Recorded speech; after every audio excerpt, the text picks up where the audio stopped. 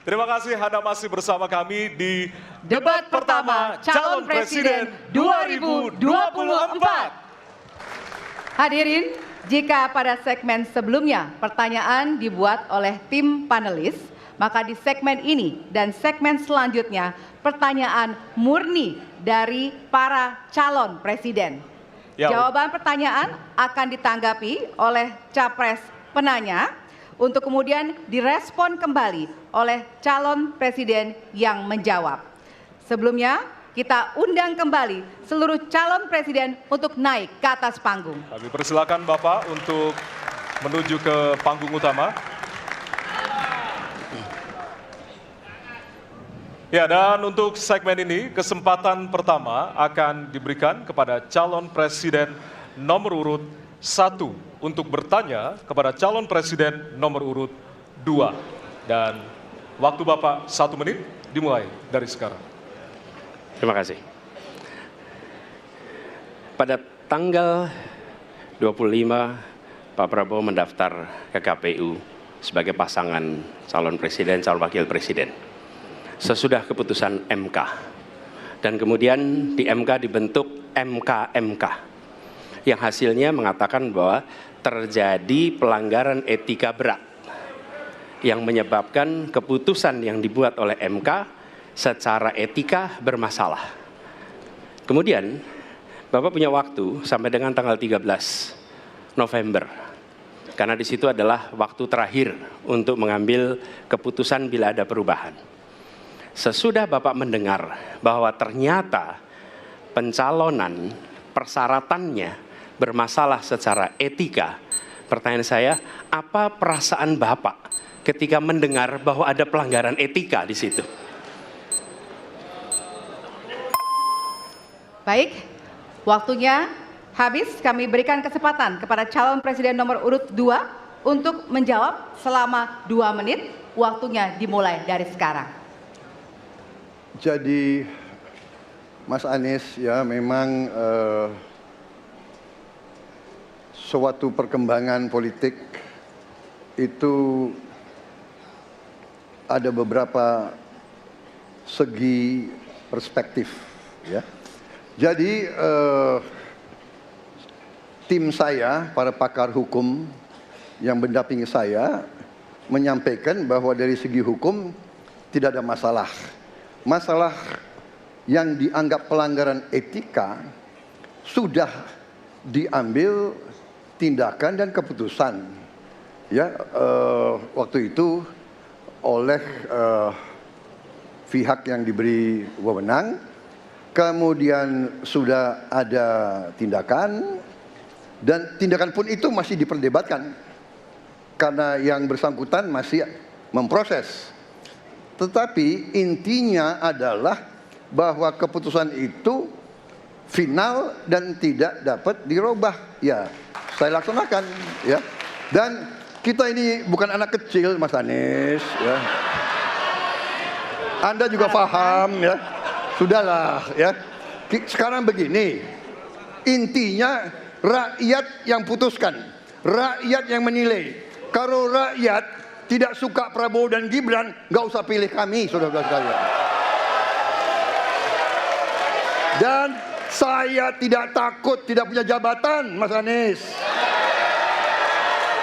Sorry ya. Sorry ya. Para penang, Mas Anies, saya tidak punya apa-apa. Saya sudah siap mati untuk negara ini. Baik.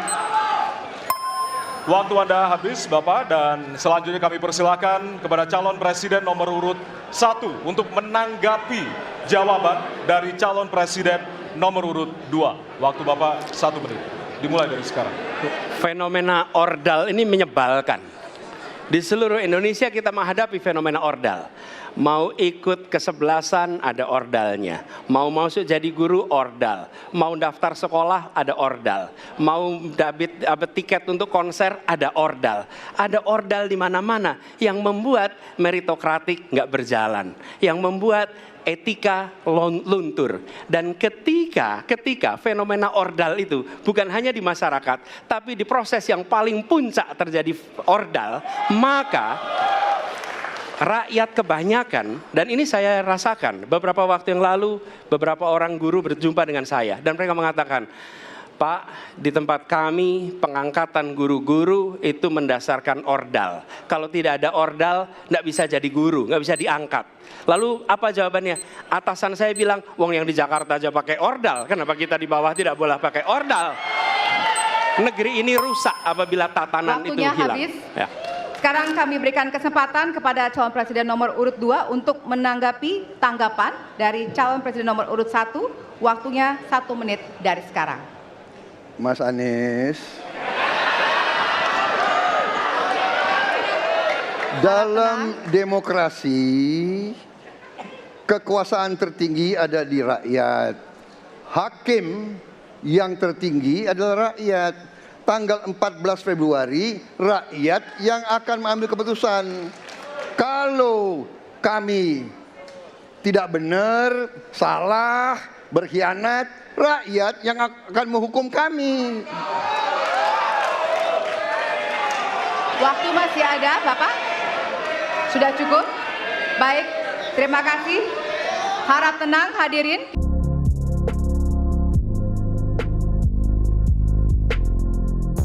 Memang artikulasi penjelasan dari berbagai macam konteks dan isu terkini, isu terupdate soal hukum dan hak asasi manusia itu paling bagus ada di Anies Baswedan. Itu harus diakui.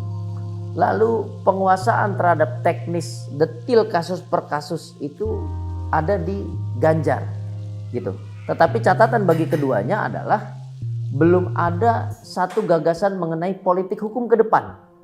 Selain dari produk hukum terkait putusan MK, tema lain yang tak kalah penting dibahas yaitu terkait korupsi.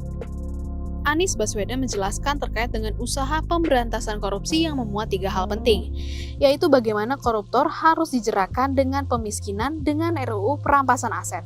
KPK harus dikuatkan dengan merevisi UU KPK dan memilih pemimpin KPK yang memiliki standar etik tinggi.